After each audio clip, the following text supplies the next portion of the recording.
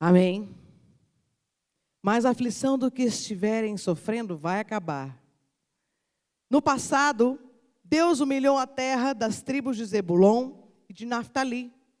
Mas no futuro, Ele tornará famosa essa região, que vai desde o mar Mediterrâneo até a terra que fica no lado leste do Rio Jordão. Isto é, a Galileia dos pagãos. O povo que andava na escuridão viu uma forte luz. A luz brilhou sobre os que viviam nas trevas. Tu, ó Deus, aumentaste esse povo e lhe deste muita felicidade. Eles se alegram pelo que tens feito, como se alegram os que fazem as colheitas, ou como os que repartem as riquezas tomadas na guerra. Tu arrebentaste as suas correntes de escravos, quebraste o bastão com que eram castigados, acabaste com o inimigo que os dominava, assim como no passado acabaste com os midianistas. As botas barulhentas dos soldados e todas as suas roupas sujas de sangue serão completamente destruídas pelo fogo, pois já nasceu uma criança. Deus nos mandou um menino que será o nosso rei. Ele será chamado de Conselheiro, Maravilhoso, Deus Poderoso, Pai Eterno, Príncipe da Paz. Isaías 7,14. Vamos lá no 7.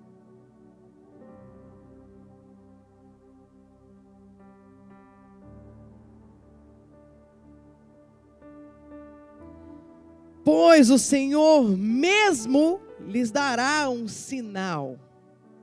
A jovem que está grávida dará à luz a um filho, e porá nele o nome de Emanuel. Diga comigo, Emanuel. Vira para o lado e diz, Emanuel. O outro lado agora, Emanuel. E vocês olham para mim e dizem, Deus conosco.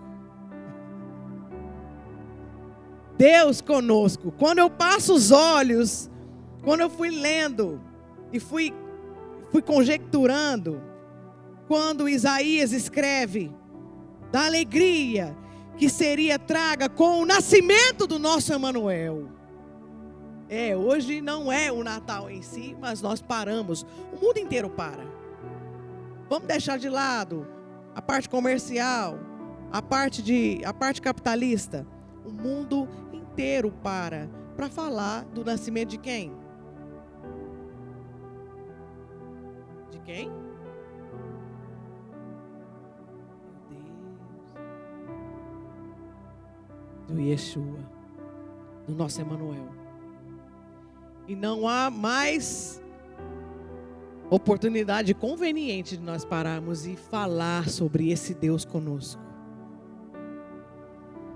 E eu queria antes só passar um pouquinho com vocês sobre esses versículos, como Isaías descreve. Jesus não tinha nascido ainda. Faltava muito tempo para ele nascer. Ele estava falando com tanta veracidade, como se ele já estivesse lá. Quando fala assim, que o povo andava na escuridão e viu forte luz, e a luz brilhou sobre os que viviam nas trevas.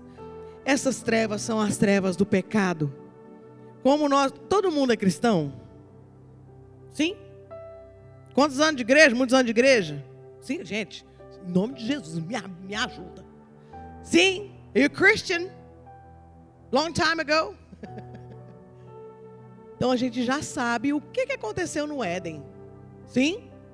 E já sabe a mudança de DNA que a humanidade acarretou e a distância que nós vivemos por causa do pecado. Pecado é condição, tá? Não são as obras pecaminosas, condição do pecado. Resultado do pecado, a condição. Misturando tudo. E o Senhor fala assim, eles se alegram pelo que tens feito, como se alegram os que fazem as colheitas. Alguém já presenciou o harvesting? Já presenciou a época da colheita? Na fazenda? Sim ou não? A nossa, né? Fazenda.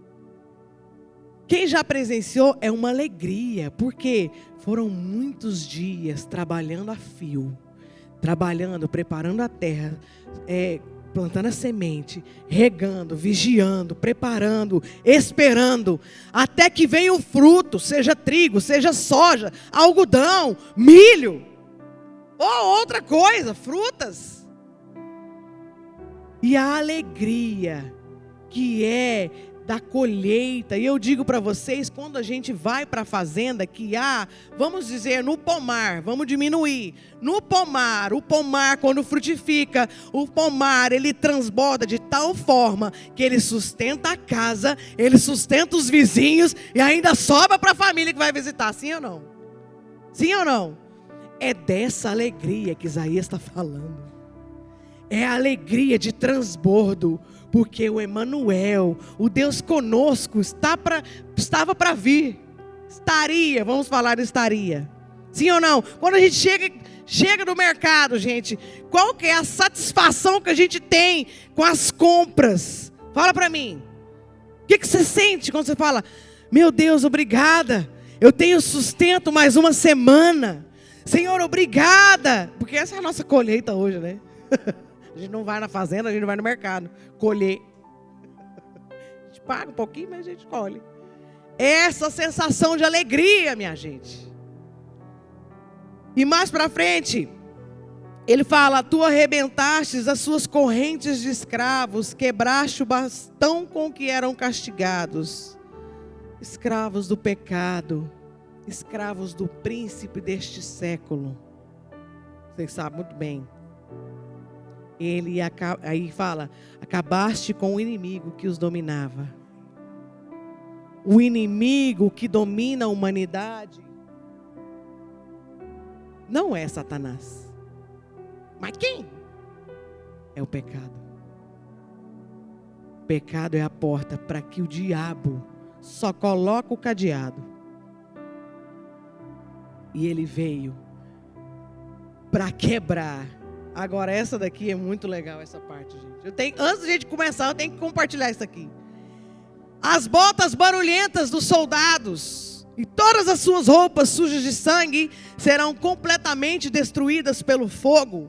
Toda a batalha, toda a luta física, todo o suor, o sofrimento, vai ser jogado fora, porque agora, a partir do Emanuel, as armas da milícia se tornam espirituais, não físicas. Foi o que o Senhor trouxe para nós. Agora a gente vai começar, bora lá.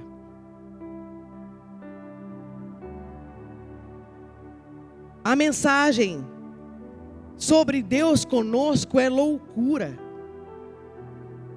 Como o Deus Criador Todo-Poderoso, o Alfa e o Ômega, o princípio e o fim, antes de tudo Ele estava, e no final de tudo Ele estará, onipresente, onisciente, onipotente. Desceu a criação, ficou no meio como ela. Quando nós nos reunimos, nós precisamos ter isso em mente. Esse filho, nós vamos passar passo a passo nesse versículo, porque é tão interessante o que a Bíblia tem para nos desvendar em um simples versículo. O Senhor mesmo dará a vocês, dará a nós. Um filho nos foi dado. Quando o filho, essa palavra é dado, o Messias é frequentemente representado como tendo sido dado ou enviado. Ele foi enviado. Um presente de Deus. O Messias é o dom de Deus do amor. A gente vai saber por quê. A gente já sabe, a gente vai lembrar.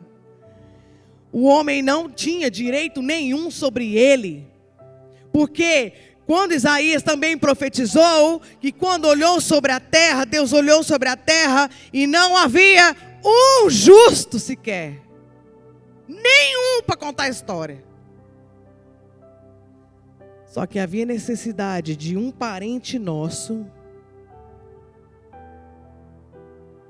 ser como nós, sem pecado, e pagar um preço de sangue. Mas o preço de sangue a gente torna a falar na Páscoa, sim ou não? A gente fala agora, ele nasceu para isso. O Senhor Jesus veio, e eu gosto de dizer que ele foi a maior quebra de protocolo da humanidade. Primeiro, rei. Todo o Novo Testamento nos aponta para Jesus. Todo o Novo Testamento. O centro da Bíblia é quem, gente? Cristo. Todo o Novo Testamento aponta para Jesus. Que virá um rei, que virá trazer o reino de Deus, um Messias Salvador, vai tirar o povo dele do pecado, da escravidão, vai elevar o povo dele. Beleza! Como é que o rei nasceu? Cariza falou, não dá para falar aqui, né, Cariza? Que a Cariza fez um devocional, ela compartilhou com a gente no ensaio. Ele não nasceu no meio do ouro e da prata. Embora foram levados ouro e prata e mirra e tecidos. Ele nasceu no meio do feno, dos bichos e do esterco. Quebrou o protocolo primeiro. Mas antes teve que fugir, tá, gente? Ó, Maria, ó, com o Josézinho, ó, vazou. Vamos sumir daqui, porque Satanás já soprou no ouvido lá do... Esqueci o nome do homem, gente. Não. Gente, me lembra. Do Herodes, minha gente. Era ele mesmo? Era. Satanás foi lá e deu um soprinho. José falou assim, vamos vazar. Ué, mas rei fugindo? Rei nascendo numa estrebaria? Se você, bonitão, cheirosão, gostosão, fosse para uma cidade da Itália, vamos lá, né? E você escolhesse um hotel chique, quero passar, vamos lá para Veneza, vamos para Veneza. Vamos nos barcos, quero um hotel chiquérrimo, 5 estrelas, quero lavar louça, não quero uma cama, não quero nada. Beleza, chega lá, o hotel está cheio. Ah, tem um quartinho ali com os cavalos que chega. Você ia? Ia nada. Ai, quero conforto. Estou tentando trazer isso para nós, para a gente tentar entender, porque aquela realidade era mais simples, sim, mas tinha os reis, os bichos de dinheiro. Mas e aí? A gente iria? Não iria nada. A família de Jesus já começou a quebrar o protocolo aí. Ei, o maior vem do simples. O verdadeiro vem do simples. A essência não vem de brilho e riqueza, de glória, vem do simples. Porque as riquezas e a glória e o transbordo são acréscimos, não são essência. E o Senhor, bom, depois nós continuamos a quebra de protocolo, que Jesus foi fera. E o Senhor Deus voluntariamente deu seu filho. Ele se esvaziou de si mesmo, de toda a sua glória. Gente, aí vamos conjecturar de novo. Quem é ourives? Ou não, quem artesão? Quem é artesão? Mas todo mundo conhece artesão. Sim? Vamos imaginar que o artesão faça bonecos de barro. Sim ou não? Os bonecos de barro, as obras de barro carregam características de quem o criou, sim ou não? Sim. Mas aí, imagina, é muito louco, né? Mas imagina a gente precisando se transformar num boneco de barro. Pois Jesus fez isso. para ser sacrifício dos nossos pecados, dos pecados da humanidade. João 3,16. Me ajuda aí.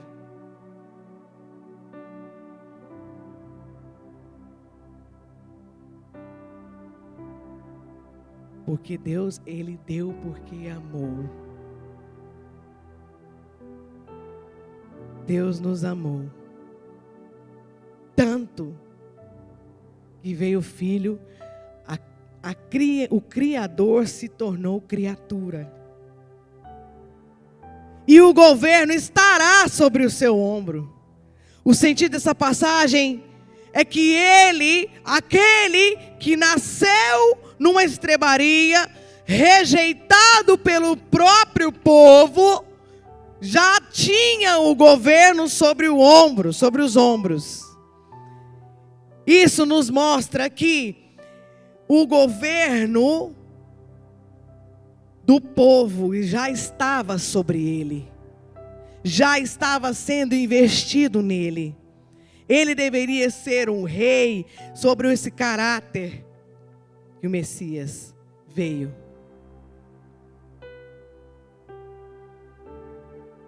E esse governo começa no nosso lar, na nossa vida. Nós experimentamos esse governo pessoalmente. Se nós não estamos, se Jesus não está governando a nossa vida, tem alguma coisa errada.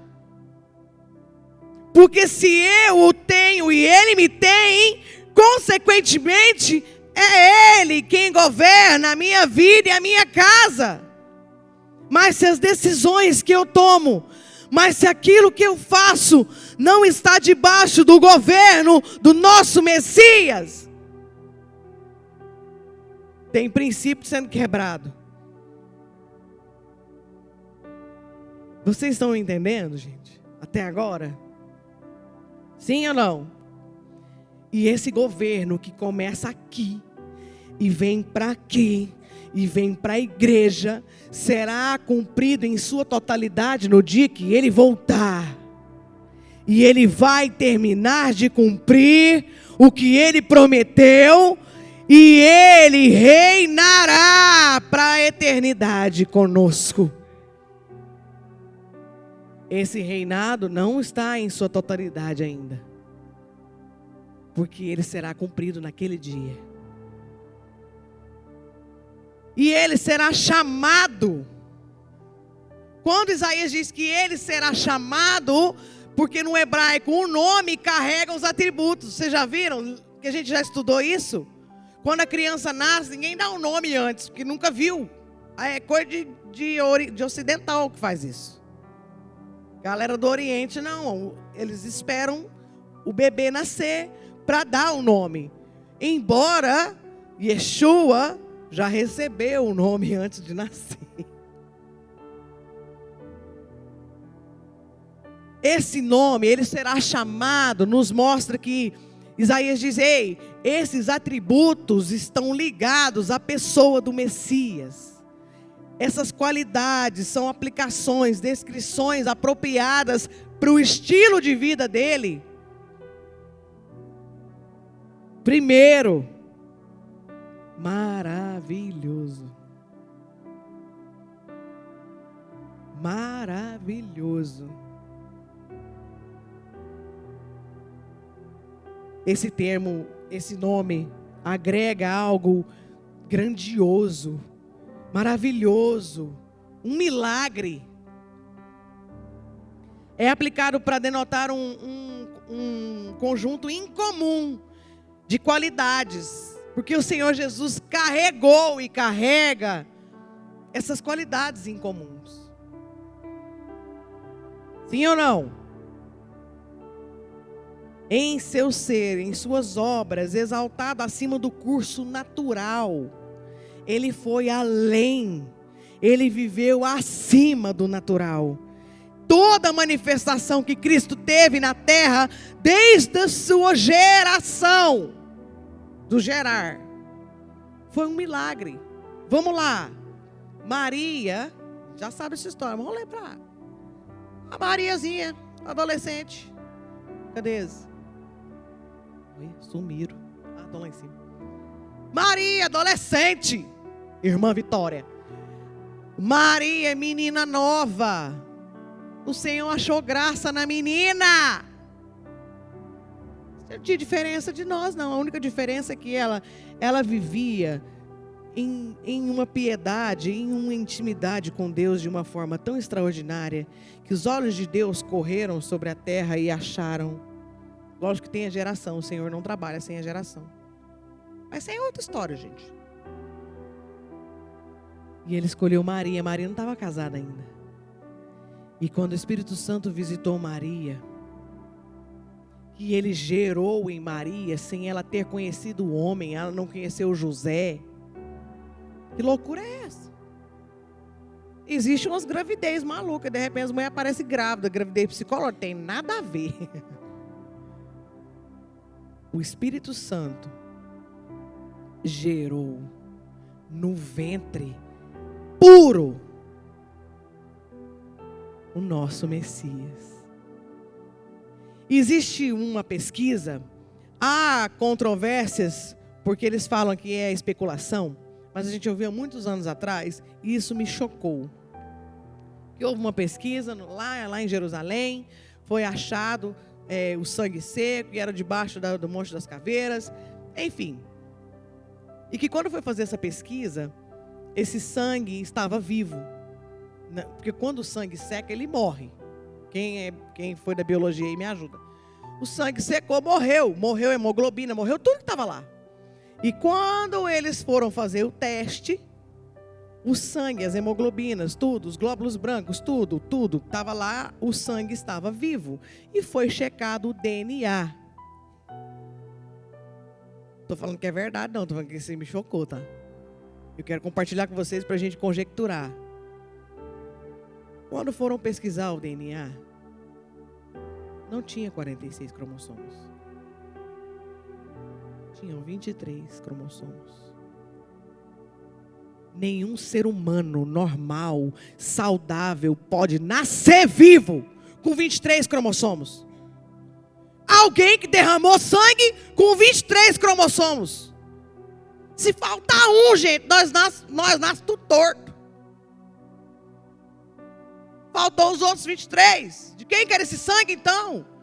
Não sei, mas eu só sei que o meu Jesus, o nosso Messias, tinha 23 cromossomos de Maria, porque o restante era da glória. Maravilhoso isso. É além do que a mente humana entende. O nosso Jesus, ele foi esvaziado de tal forma, vocês conseguem entender que o Criador, o Verbo que estava no princípio, e o Verbo era Deus, ele foi amamentado por uma jovem, ele teve que se alimentar de leite de uma jovem, ele teve que ser limpar o cocôzinho dele, ele teve que ser cuidado, alimentado, ensinado, direcionado. Caiu, machucou, brincou, levou bronca, apanhou. Naquela época podia apanhar, né? Estava escrito. Tinha a vara, Maria com a vara. Vem aqui, Jesus. Espera aí que eu te pego. Menino, não pula aí não. Pensa, gente. Isso é maravilhoso. Maravilhoso é o nome dele. E ele passou pelos perrengues que a gente passa. Passou mais, tá? Passou mais. Foi o que mudou o curso da humanidade caída no pecado. Ele realizou enquanto vivo sinais e maravilhas que ninguém então tinha visto. Torceu o nariz dos fariseus. Vocês estão achando que é tudo por obras. Estão achando que é tudo por estereótipo, porque tem que fazer isso, tem que fazer aquilo, mas Deus enxerga o coração e foi Jesus que trouxe isso. Ele era maravilhoso em todas as coisas, o amor dele era maravilhoso. Ele conseguia sentir o coração, embora ele seja Deus, ele fosse Deus no nosso meio, ele também era homem. Vocês conseguem entender? 100% homem, 100% Deus. Como é que alguém é 200%? Jesus era. Não tem ninguém que consiga explicar. O cabra ainda morre e ressuscita, ninguém acha ele lá. E as especulações é esconder os ossos de Jesus. Ah, tá. Vamos ver no final onde é que estão os ossos. Maravilhoso. Mas as obras dele foram poderosas. A sua humildade era maravilhosa. A sua renúncia era maravilhosa. A sua ressurreição e ascensão, todas adequadas para poder ativar a nossa admiração, porque ele é maravilhoso. Conselheiro. Essa palavra é um atributo distinto, uma qualidade. O nome conselheiro denota posição honrosa. Eu já ouvi muitas pregações, muitas coisas falando, porque ele falava em parábolas. As pessoas eram simples. Embora os estudiosos, os muitos estudiosos, se tornavam fariseus. Mas os que não passavam na prova, era a galera que andava com ele. Simples. A agronomia era o que era vivo. A agronomia e o cuidar de ovelha, cabra. Jesus falava nesse assunto. Jesus falava naquilo que era real para eles. Conselheiro, porque ele tem uma sabedoria tão louca que os homens achavam que ele era louco mesmo, blasfemo. Qual que é o primeiro nome do nosso Messias? Maravilhoso. Segundo, conselheiro. O que ele trouxe, ele finalizou a lei e mostrou o caminho para o nosso dia da redenção. O nosso conselheiro, a fonte das nossas direções é ele. A fonte da nossa inspiração vem dele. Faça aquilo que Jesus faria. Ah, mas Jesus não está aqui nessa época. Mas ele passou. Bife. Não vou terminar, né? Quem me conhece sabe. Ele passou pelos mesmos perrengues em tempos diferentes. E ele é a fonte da direção para a nossa vida. E por que é que eu fico tomando as rédeas, falando que eu sou de Jesus? Não, eu sou de Jesus. Olha, quando eu sinto tão bem, quando eu estou com Jesus, eu vou na igreja. Ai, que ambiente delícia. Nossa, muito bom, os irmãos me abraçam. Nossa, me sinto tão bem. Sai lá fora, não tem nada de Jesus governando nada. Começa a boca. Né? Começa por aqui, né? Tiago fala que o reminho está bem aqui, né? Mas vamos lá, depois nós fica com o Tiago. Deixa o Tiago lá. O Tiago era irmão, tá, gente? Ah, boa! Lembrei de algo.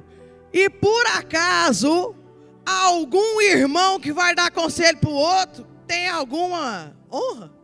Santo de casa faz milagre, gente? Faz nada. Faz nada. Aí a gente vai, converte, é crente, 20 anos de crente, estuda teologia, vai e rala e vai para fora do país.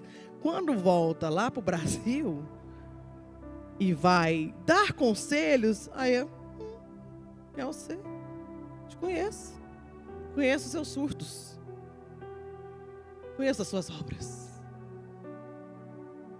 Mas Jesus não. Tiago glorificou e honrou Jesus. Tiago era irmão dele.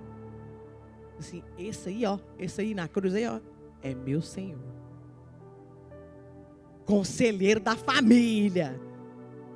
Não de Nazaré. O povo lá não... A questão de ser conselheiro é expressivo de grande sabedoria. Eu já falei de qualificações para guiar e regir a raça humana. Não tem nenhum governo que não tenha um conselheiro ou que não saiba dar conselhos. O nosso Jesus é o extraordinário. É o sobrenatural. o poderoso Deus. O Messias é chamado de força de Deus, Deus forte, herói divino, a fim de que este nome lembre o povo que ele foi a força de Deus no meio dos homens.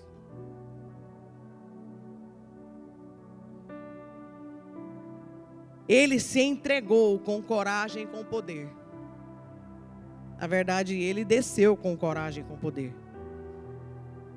Quando ele viveu os dias, ele viveu com muita coragem e poder para amar, para resistir à religiosidade da época, para resistir ao império das trevas. Ele foi corajoso o suficiente para carregar o pecado da humanidade toda. Ele aguentou. Quando ele ia orar, e os bobinhos não iam junto. Ele segurou a onda quando foi acusado, mas ele não tinha feito nada. Isso é poder. Isso é coragem. A gente é acusado, que falou torto, a gente desmonta. Ele foi poderoso quando ele desceu no Hades para livrar o cativo do cativeiro, tirou a chave da morte da mão do diabo com poder. Diz assim, poderoso Deus. Ele ressuscitaria e subiria aos céus com poder. Se assentaria à direita de Deus e pisaria todas as hostes da maldade com poder, e nos transportaria. Ele transportou.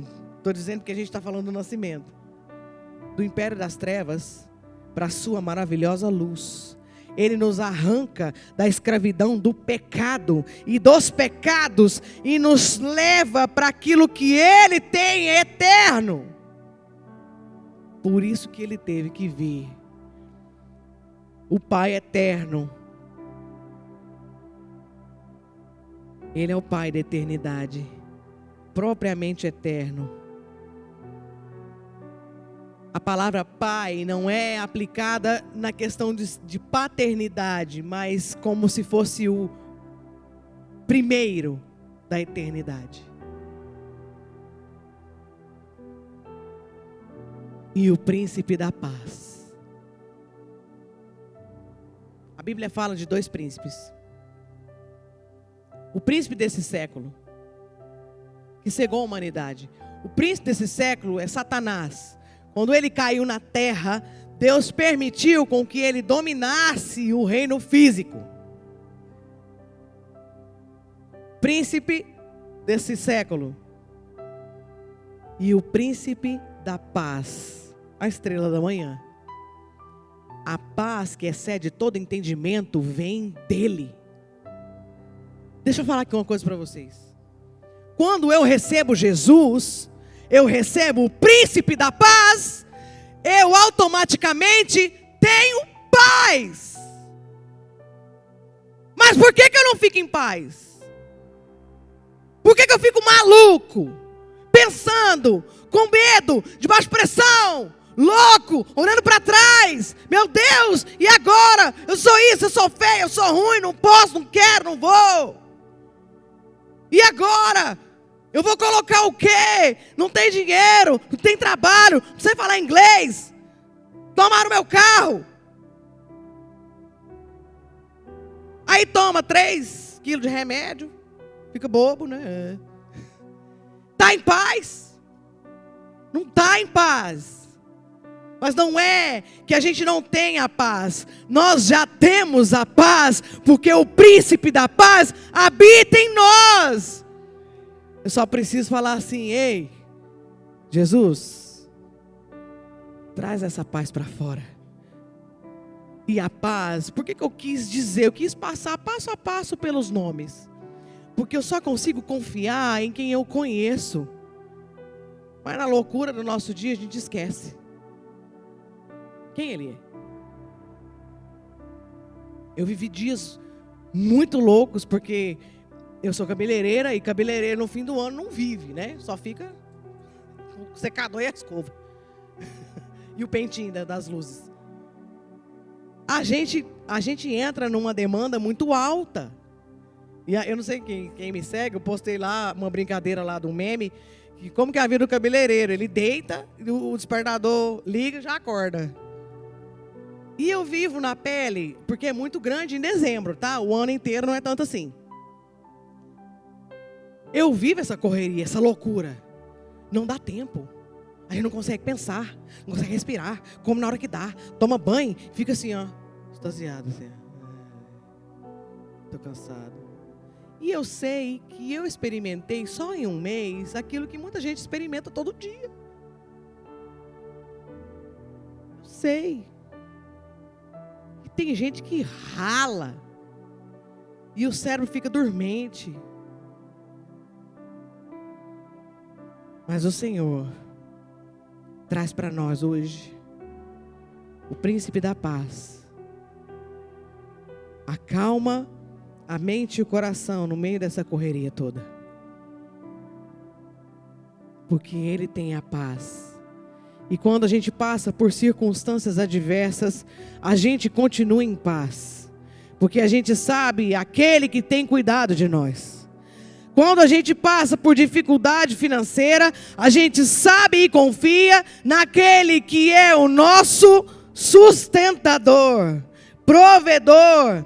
Então meu coração fica em paz. Porque eu sei que quando eu passo por meio de dificuldades de relacionamento, eu sei que é Ele que traz a verdade à tona. Eu não preciso me afligir. Porque é o príncipe da paz que habita em nós. Em mim e em você. Eu não sei o porquê que o Senhor quis tanto exaltar a paz que excede em todo entendimento. Mas Ele sabe. Eu quero te convidar para ficar de pé.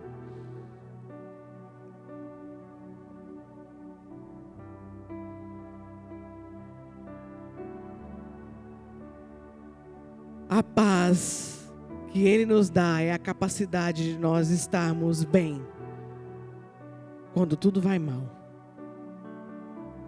De nós estarmos olhando para Ele quando tudo é contrário. O príncipe da paz habita em mim e em você. Eu quero que você ponha a mão no seu coração. Pode vir, turminha.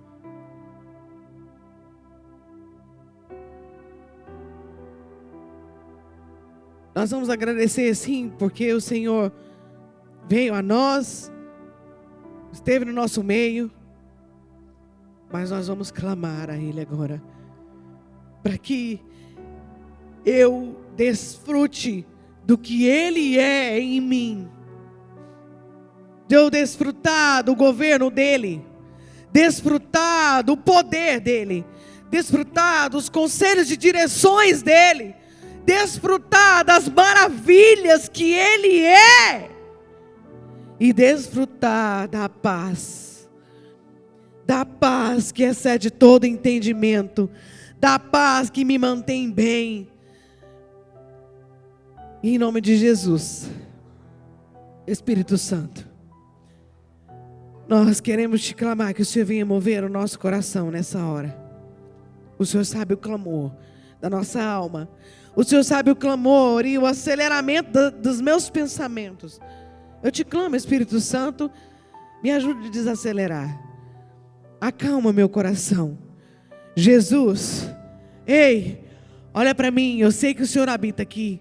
Eu quero desfrutar, eu quero viver daquilo que o Senhor tem, daquilo que o Senhor é. Então, em nome de Jesus, quebre todas as barreiras aqui dentro. Quebre tudo aquilo que está aqui, Senhor Jesus. E nos eleve na Tua presença. Em nome de Jesus. Nos ajude a confiar um pouco mais. Nos ajude a descansar um pouco mais. Nos ajude a enxergar um pouco mais daquilo que o Senhor tem para nós. Em nome de Jesus, Pai. Em nome de Jesus. Em Apocalipse 22, o próprio Jesus revelou a João que ele nasceu, ele viveu, morreu e ressuscitou, e em breve voltará. O dia da nossa redenção está próximo, e é o que me mantém com a esperança do estilo de vida da eternidade. Aquele que dá testemunho dessas coisas diz: certamente venho sem demora. Amém. Maranata. Ora vem, Senhor Jesus. Vem, Jesus.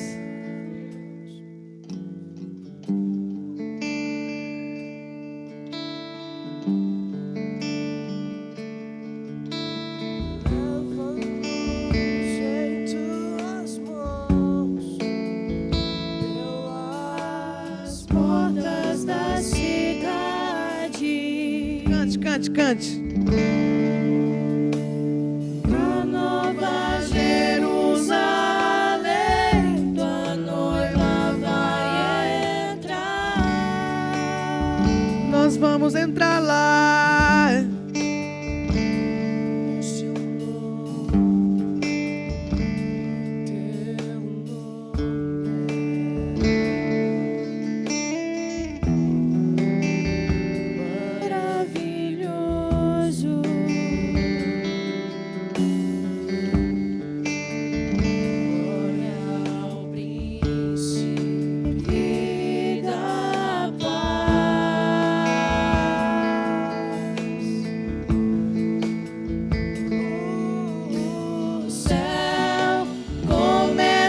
Se